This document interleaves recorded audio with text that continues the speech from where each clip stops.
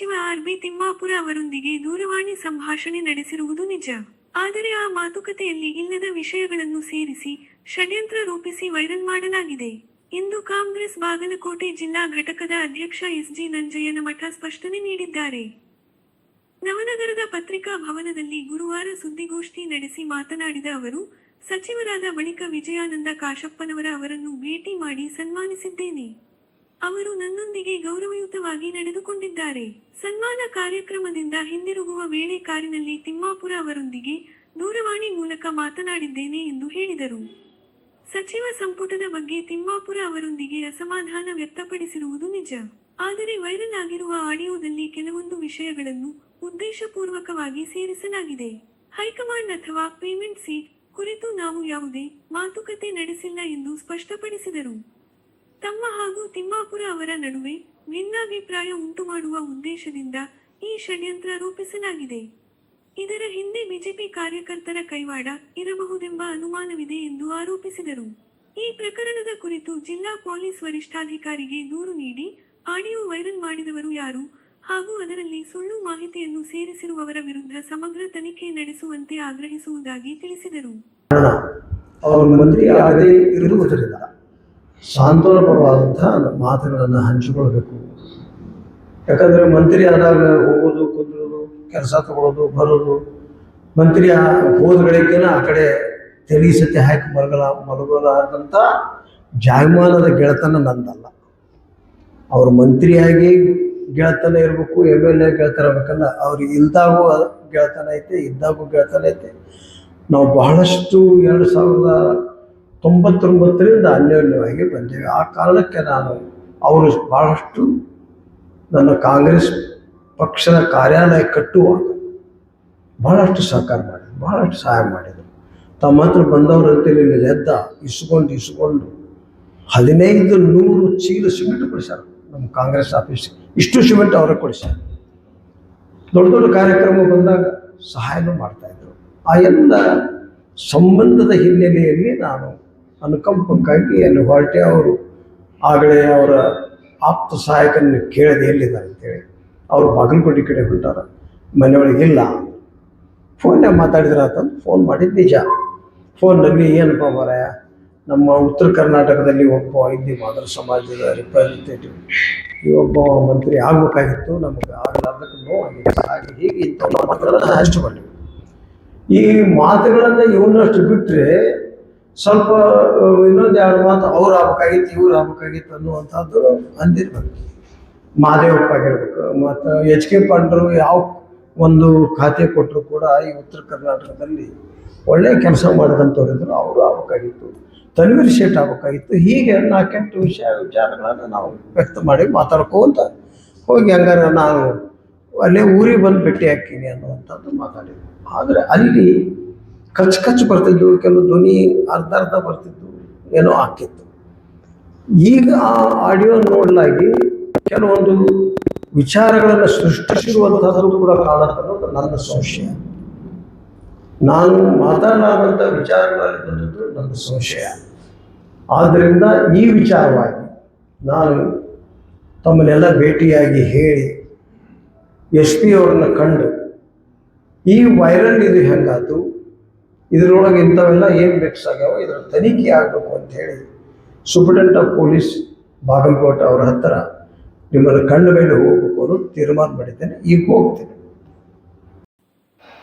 ಕಾಂಗ್ರೆಸ್ ಪಕ್ಷದಲ್ಲಿ ಸಚಿವ ಸ್ಥಾನ ಸಿಗಬೇಕಾದರೆ ಪೇಮೆಂಟ್ ಖಚಿತ, ಕಡ್ಡಾಯವಾಗಿ ಕೊಡಲೇಬೇಕು. ಬಿಜೆಪಿ ಪಕ್ಷದವರು ಆರೋಪ ಮಾಡಿದ್ದೂ ಅಲ್ಲ, ಹೊರಗಿನವರು ಮಾಡಿದ್ದೂ ಅಲ್ಲ. ಕಾಂಗ್ರೆಸ್ ಪಕ್ಷದವರೇ ಆಡಿಯೋದಲ್ಲಿ ಮಾತನಾಡಿದ್ದು ಎಂದು ವಿಧಾನ ಪರಿಷತ್ ಸದಸ್ಯರಾದ ಎನ್ ರವಿಕುಮಾರ್ ಆರೋಪಿಸಿದ್ದಾರೆ. ಅವರು ನವನಗರದ ಬಿಜೆಪಿ ಪಕ್ಷದ ಕಚೇರಿಯಲ್ಲಿ ಮಾಧ್ಯಮಗಳೊಂದಿಗೆ ಮಾತನಾಡುತ್ತಾ, ಮಾಜಿ ಶಾಸಕರು ಹಾಗೂ ಜಿಲ್ಲಾಧ್ಯಕ್ಷರಾದ ಎಸ್.ಜಿ. ನಂಜಯ್ಯನಮಠ ಹಾಗೂ ತಿಮ್ಮಾಪುರ ಮಾತನಾಡಿರುವ ಆಡಿಯೋದಲ್ಲಿ ಹೇಳಲಾಗಿದೆ, ಕಾಂಗ್ರೆಸ್ ಪಕ್ಷದಲ್ಲಿ ಪ್ರಾಮಾಣಿಕರು ಬೇಕಿಲ್ಲ, ಹೈಕಮಾಂಡದವರೇ ಹೇಳಿಕೆ ನೀಡಿದ್ದಾರೆ. ನಿಮಗೆ ಯಾರು ಪ್ರಾಮಾಣಿಕರಾಗಿ ಇರು ಅಂತ ಹೇಳಿದ್ದೇವೆ ಅಂತ ಹೈಕಮಾಂಡದವರೇ ಹೇಳುತ್ತಾರೆ. ಭ್ರಷ್ಟಾಚಾರ ಆರೋಪ ಇರುವ ನಾಗೇಂದ್ರ ಅವರಿಗೆ ಸಚಿವ ಸ್ಥಾನ ನೀಡಿರುವುದು ದುರಂತ ಅಂತ ಅವರೇ ನಾಯಕರೇ ಹೇಳಿದ್ದಾರೆ. ಕಾಂಗ್ರೆಸ್ ಪಕ್ಷದಲ್ಲಿ ಭ್ರಷ್ಟಾಚಾರ ಆರೋಪ ಮಿತಿ ಮೀರಿದ್ದು, ಇಂಥವರ ಮೇಲೆ ಕ್ರಮ ಜರುಗಿಸಬೇಕು. ಈ ಬಗ್ಗೆ ರಾಜ್ಯಪಾಲರಾಗಿ ದೂರು ನೀಡುವುದಾಗಿ ವಿಧಾನ ಪರಿಷತ್ ಸದಸ್ಯರಾದ ರವಿಕುಮಾರ್ ಹೇಳಿದರು. ಸರಕಾರ ಬರಗಾಲ ಪರಿಹಾರ ಧನ ಘೋಷಣೆ ಮಾಡಬೇಕು, ಇಲ್ಲವೇ ಅಧಿವೇಶನ ನಡೆಸಲು ಬಿಡುವುದಿಲ್ಲ ಎಂದು ರವಿಕುಮಾರ್ ತಿಳಿಸಿದರು.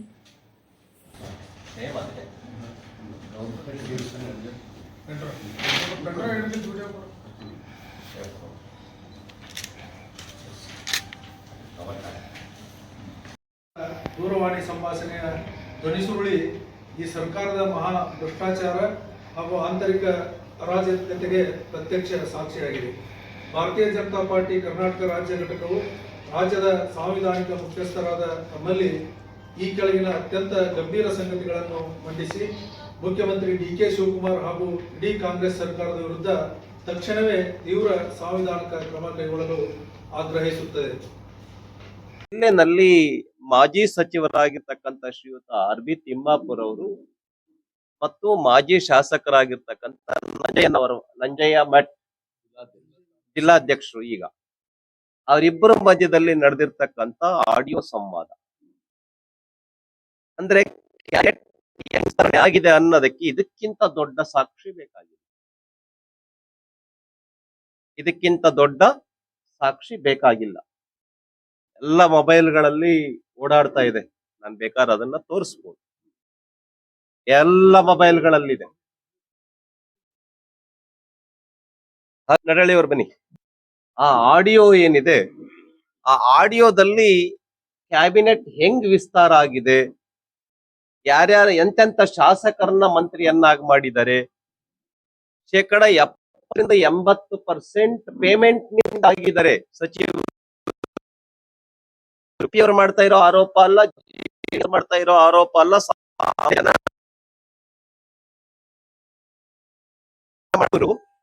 ಮತ್ತು ಹಾಲಿ ಒಂದು ಜಿಲ್ಲೆಯ ಜಿಲ್ಲಾಧ್ಯಕ್ಷರು ಮಾಜಿ ಶಾಸಕರು ಅವರಿಬ್ಬರ ಮಧ್ಯದಲ್ಲಿ. ಜೊತೆಗೆ ನಾವೇ ಕೇಳಿದೀವಿ ಎಚ್.ಕೆ. ಪಾಟೀಲ್ರಿಗೆ ಮಂತ್ರಿ ಮಾಡಿ, ಪ್ರಾಮಾಣಿಕರಿದ್ದಾರೆ ಅವರು ಅಂತ ಹೇಳಿದಾಗ ಅವ್ರಿಗೆ ಪ್ರಾಮಾಣಿಕರೇ ಇರಕ್ಕೆ ಯಾರು ಹೇಳಿದ್ರು ಅಂತ ಆಲ್ ಇಂಡಿಯಾ ಜನರಲ್ ಸೆಕ್ರೆಟರಿ ಕೇಳಿದ್ದಾರೆ. ಅಂದ್ರೆ ಕಾಂಗ್ರೆಸ್ ಕ್ಯಾಬಿನೆಟ್ ನಲ್ಲಿ ಮಂತ್ರಿ ಆಗೋದಕ್ಕೆ ಪೇಮೆಂಟ್ ಕೊಡ್ಲೇಬೇಕು, ಪ್ರಾಮಾಣಿಕರಾಗಿರ್ಬೇಕು ಅಂತ ಯಾರು ಹೇಳಿದ್ರು ಅಂತ ಆಲ್ ಇಂಡಿಯಾ ಜನರಲ್ ಸೆಕ್ರೆಟರಿ ಕೇಳ್ತಾ ಇದ್ದಾರೆ. ಅಂದ್ರೆ ಪೇಮೆಂಟ್ ಖಚಿತ, ಕಡ್ಡಾಯ ಅಂತ ಬಹಳ ಈಜಿಯಾಗಿ ಸರಳವಾಗಿ ಮಾತಾಡಿರ್ತಕ್ಕಂಥದ್ದು ಸಂಭಾಷಣೆಯಲ್ಲಿ.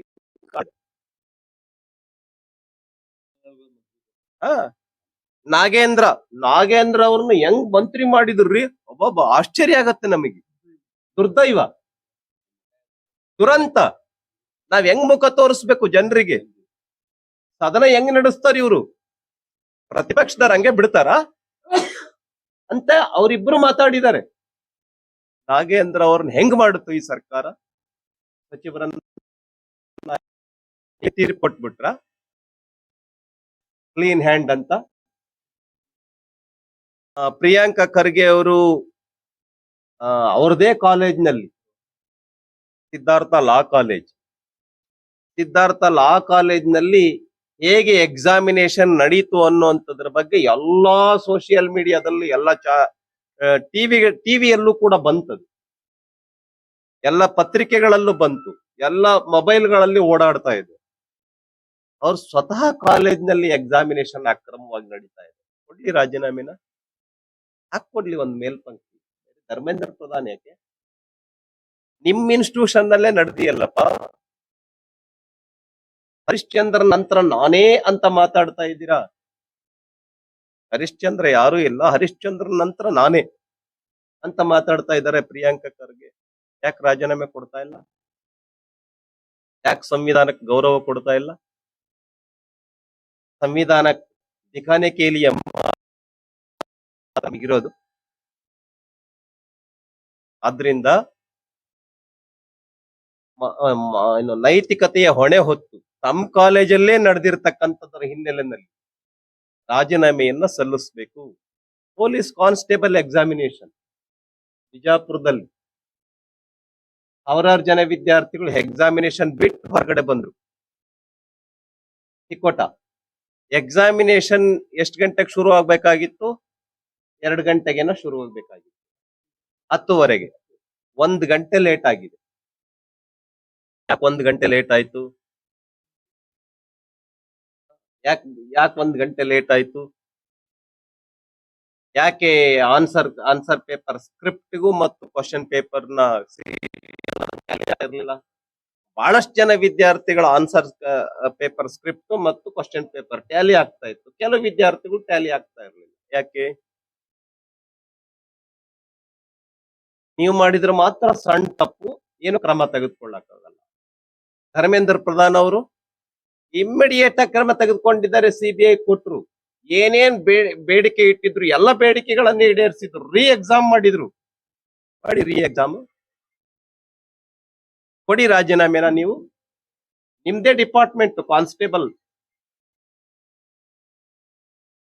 ನಿಮ್ ಡಿಪಾರ್ಟ್ಮೆಂಟ್ ನಲ್ಲಿ ಸಿಕ್ಕಾಬಟ್ಟೆ ಅಕ್ರಮಗಳೆಲ್ಲ ನಡೀತಾ ಇದೆ.